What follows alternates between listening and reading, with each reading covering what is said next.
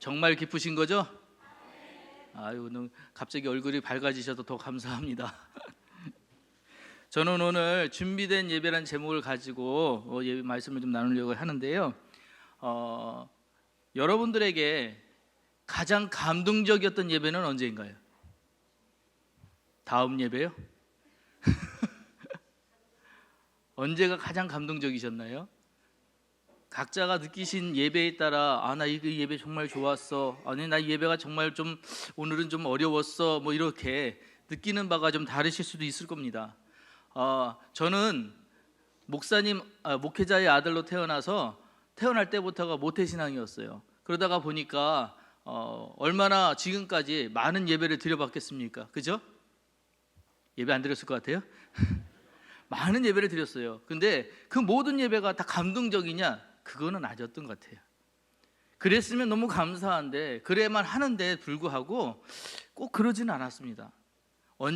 제가 특히 학창 시절에는 이 예배가 너무 힘들었어요. 왜냐하면 가만히 있어야 되는 것, 그리고 꼼짝 못 하잖아요. 이 시간이 너무 힘들었고, 그 말씀들을 듣기가 배경도 모르는데 이거를 다 외우고 뭐 이해하려고 하니 얼마나 힘들었는지 모릅니다.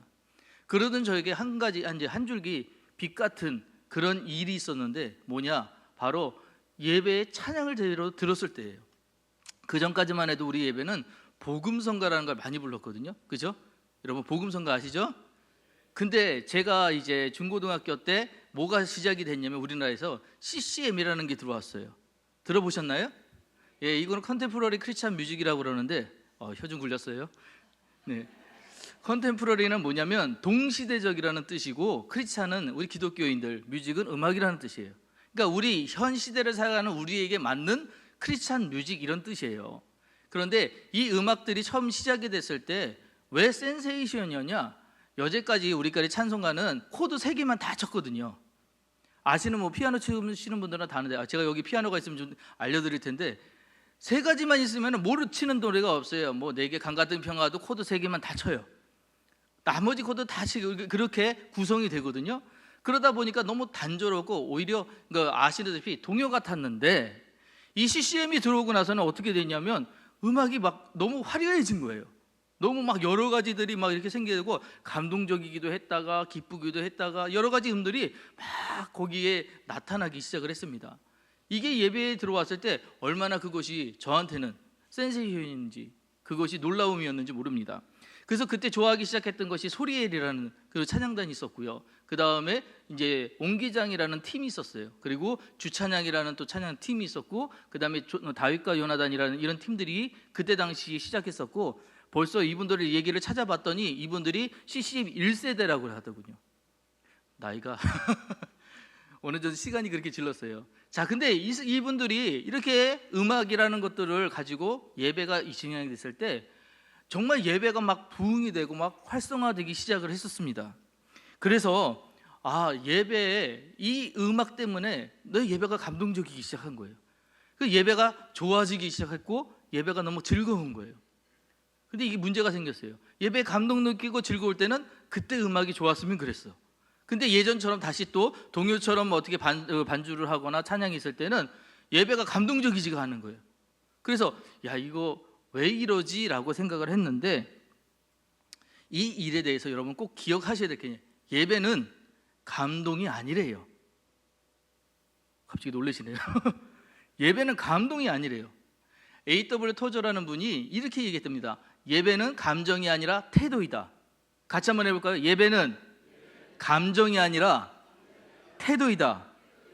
그래서 예배는 태도인데, 그게 무슨 얘기냐면 내적으로 또 육체적으로 정신적으로 예배는 마음의 상태를 드러내는 것이 예배인데, 그 마음의 상태가 어떤 때는 즐겁고 어떤 때는 기쁘고 어떤 때는 행복하고 어떤 때는 슬프고, 그게 아니라는 거예요. 예배는 그냥 이루어지는 거예요. 그래서 저 밑에 뭐라고 얘기를 하냐면, 우리가 항상 똑같은 정도의 사랑과 감탄을 느끼며 예배할 수는 없다. 그렇지만 예배를 중단할 수는 없다. 예배는 계속되어야 된다. 우리가 가족에 대한 사랑의 감정을 느끼지 못할 때에도 그들을 사랑해야 하는 것처럼, 우리가 우리가 가족들이라고 해서 가족들 사랑하잖아요. 가족 사랑하지 않으시는 분 계신가요? 없으실 거예요. 가족 사랑하는데 맨날 내 가족들이 다 나를 기쁘게 하나요? 즐겁게 하나요? 우리 자식들이 나를 다 즐겁게 하고 행복하게 하나요? 벌써 아니시죠? 아닐 때가 있거든요. 그럴 때는 어떻게 해요? 이 자녀들 때문에 힘들고 그럴 때는 사랑이란 감정이 안 피어올 때도 있어요. 하지만 이 가족은 내 가족이기에, 우리 가족이기에 사랑해야 하잖아요. 마찬가지로 예배가 감정에 휘둘려서 드려지려서는 안 된다라고 이야기를 하는 겁니다. 자, 그러면 우리 예배를 다시 한번 생각해 볼 필요가 있어요. 도대체 예배가 뭐길래, 예배는 어떻게 드려야 되는 것이 맞을까? 예배는요, 워십이라고 영어를 쓰는데 그 말의 뜻이 가치와 지위, 신분이 있는 자에게, 그분에게 영광과 존경을 표하는 게 워십이에요. 그게 예배래요. 이 얘기를 잘 들으셔야 돼요. 가치 있는 지위, 가치 있는 그분에게 적절한 영광과 존경을 표하는 것이 예배예요. 오늘 우리가 드리는 예배의 주인공은 내가 아니에요. 예배를 받으시는 하나님이 예배의 주인공이 되셔야 합니다. 모든 예배는 하나님의 영광과 찬양이 있어야 해요. 그분을 높이는 그런 행위가 있어야 예배인 것이에요. 하나님께서요, 성경을 통해서 우리에게 주신 말씀 중에 이런 말씀하셨습니다. 이사야서 44장 21절, 우리 너무 중요한 말씀이니까 같이 한번 읽겠습니다. 시작. 이 백성은 내가 나를 위해 지었나니 나의 찬송을 부르게 하려 함이니라. 누구의 찬송이요? 하나님의 찬송이요. 하나님을 높이는 그 말이요. 하나님이 어떤 분이시를 알리는 그런 얘기요. 그거를 하기 위해서 우리를 지으셨다는 거예요. 여러분이 이 자리에 앉아 계시는 거는 내가 슬퍼서, 내가 어려워서, 내가 뭐 마음에 너무 근심이 있어서 그걸로 예배하러 이 자리에 오신 게 아니라는 거예요. 하나님을 찬양하고 하나님께 영광을 돌리고 하나님의 일을 드러낼 때 놀랍게 하나님이 그 마음을 만져주셔서 그것들이 해결되는 일들이 생기는 거예요.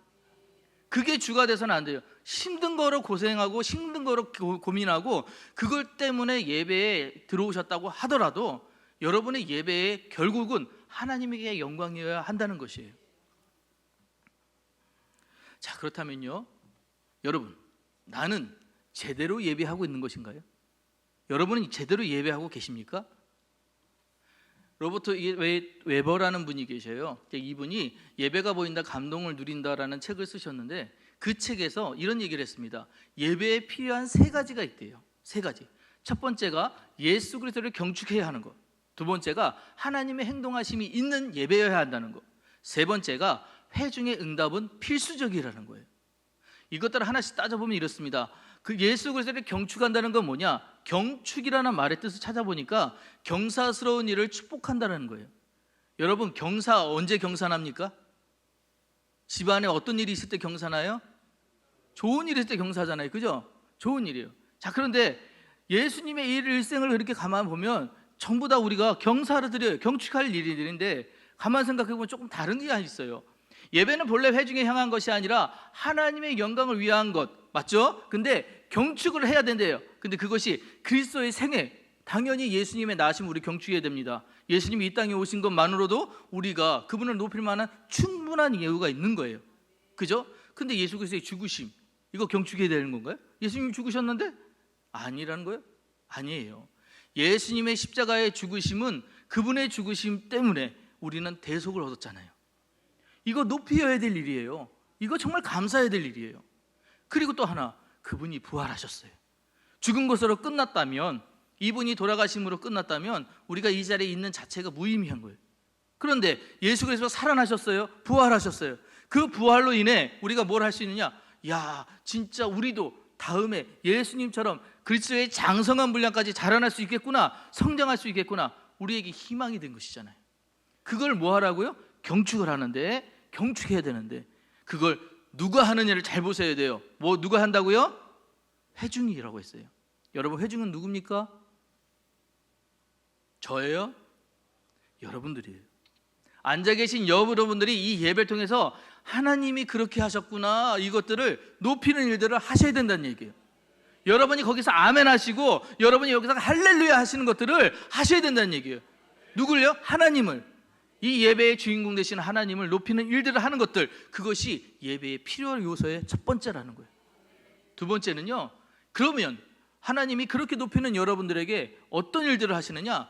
하나님의 행동을 하신다는 거예요. 그 행동은 뭐냐? 여러분들 하나님께서 성령님으로 함께 하셔서 예배 중에 감동을 주시는데 그 감동이 나로 하여금 사로잡기 시작한다는 거예요.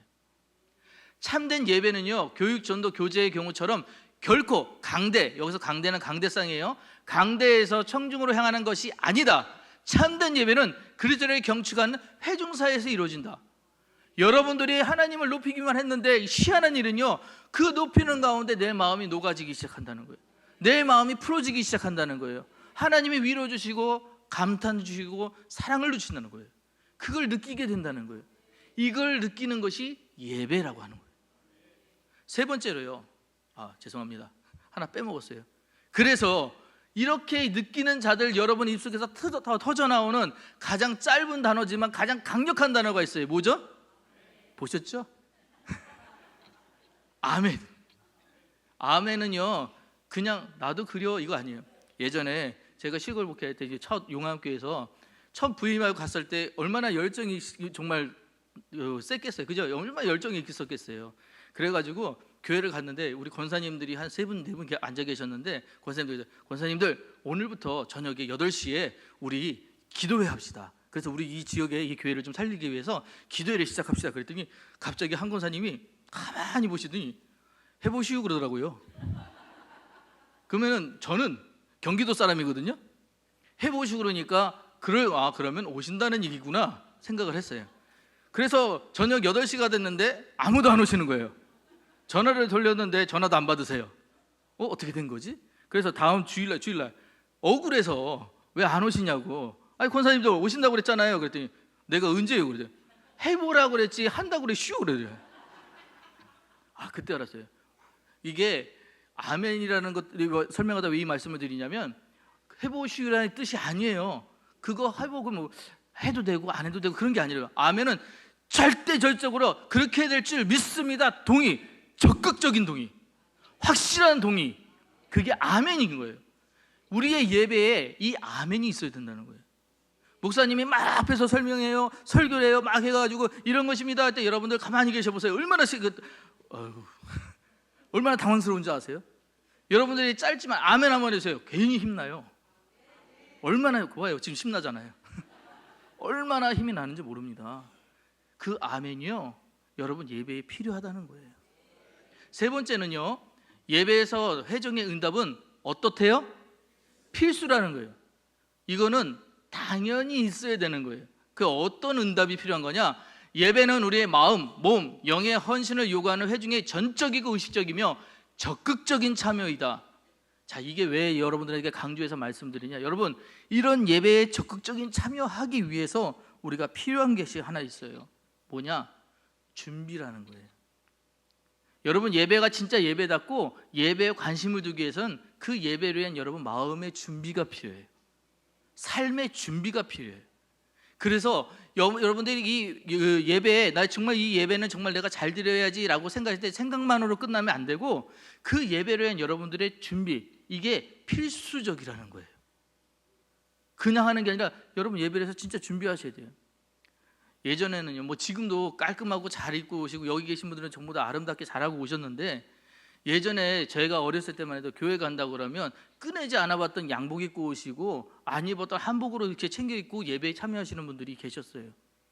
왜? 예복을 입고 간다는 마음으로, 하나님의 예배에 참여한다는, 하나님의 잔치에 참여한다는 생각으로 그렇게 예배에 오시는 분들이 있었어요. 저는 그 신앙을 되게 귀하게 봐요. 왜냐? 그렇게 하기 위해서 얼마나 시간을 투자해야 되는지 아십니까? 여러분 이거라도 붙이고, 이거 안 붙이시는구나.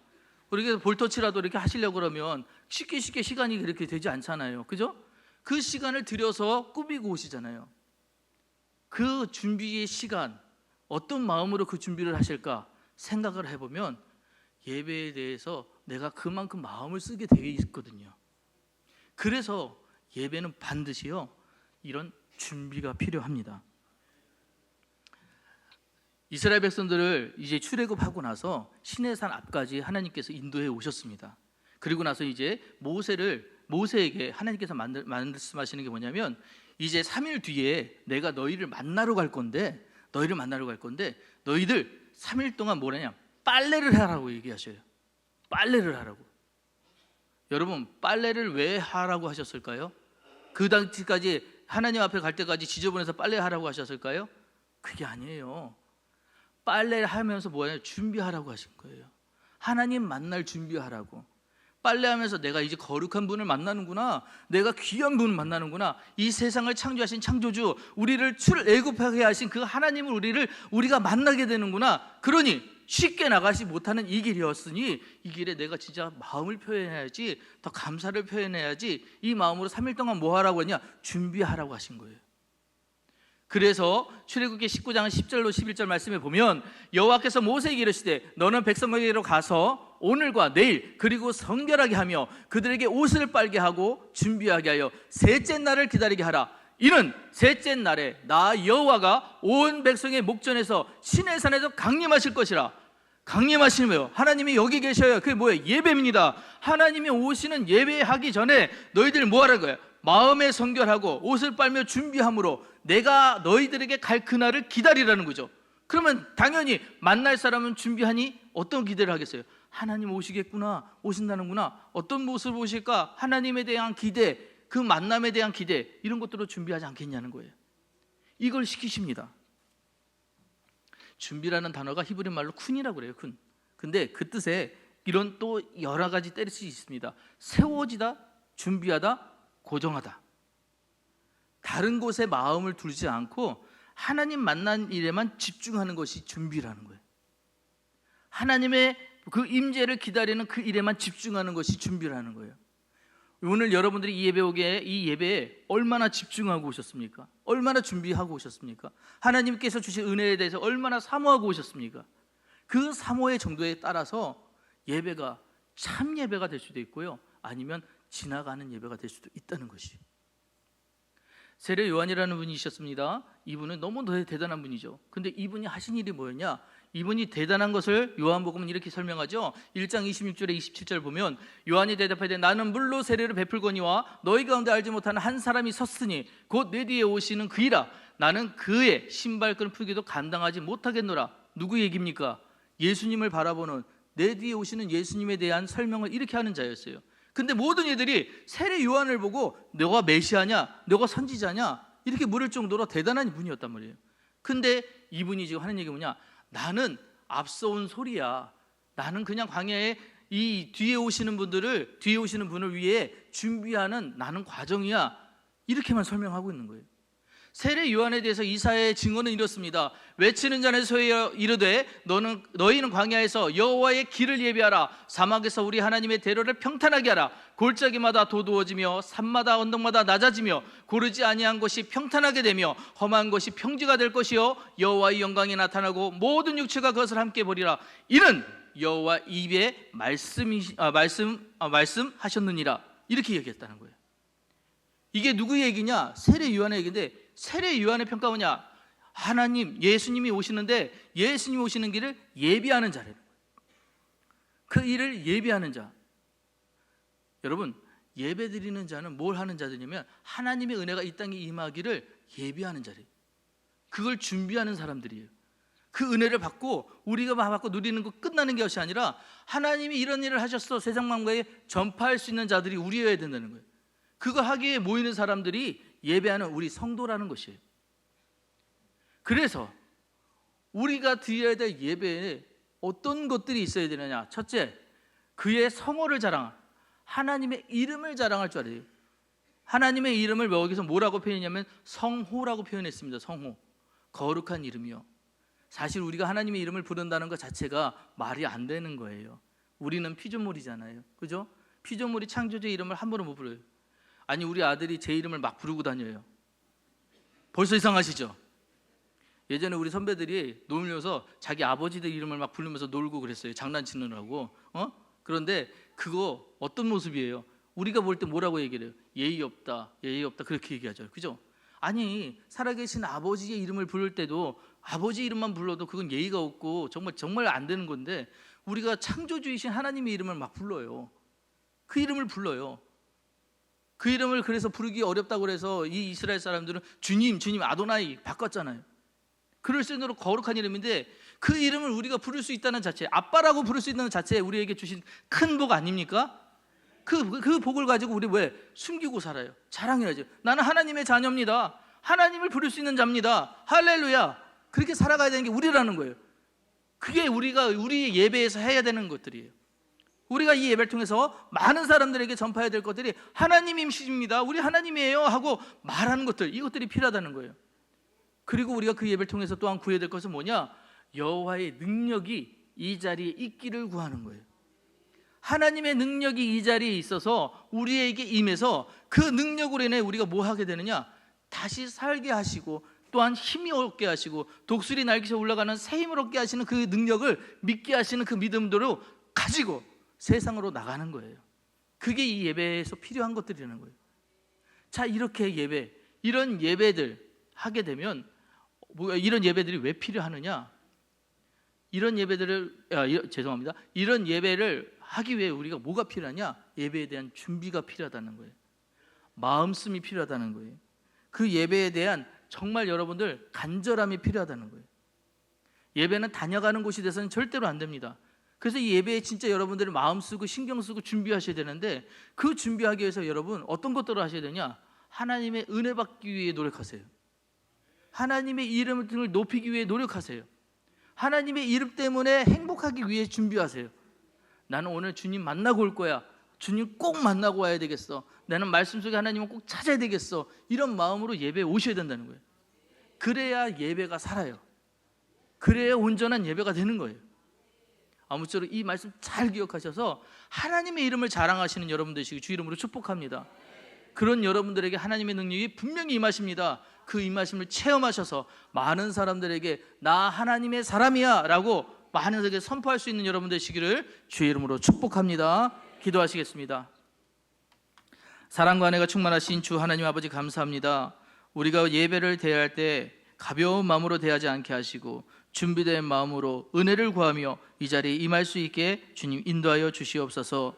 때때로 세상 것과 견주어서 하나님의 것이 뒤로 갈 때가 있었고 하나님의 것을 먼저 찾기보다는 세상의 유익을 찾을 때도 있었습니다. 그러나 연약한 우리의 마음들 이제 다시금 예배로 하나님 아버지 하나 되게 하시고 붙잡아 주셔서 온전히 주님의 이름을 높일 수 있는 귀한 성도들의 삶이 될 수 있도록 인도하여 주시옵소서. 항상 주님의 축복 속에 살아가며 하나님의 이름을 높이며 아멘으로 화답하며 살아가는 우리 귀한 성도들에게 인도하여 주시옵소서. 모든 것을 지켜주시는 주님 함께 하시리라 믿사오며 거룩하신 예수 그리스도를 맞들어 기도드려 싸움나이다. 아멘.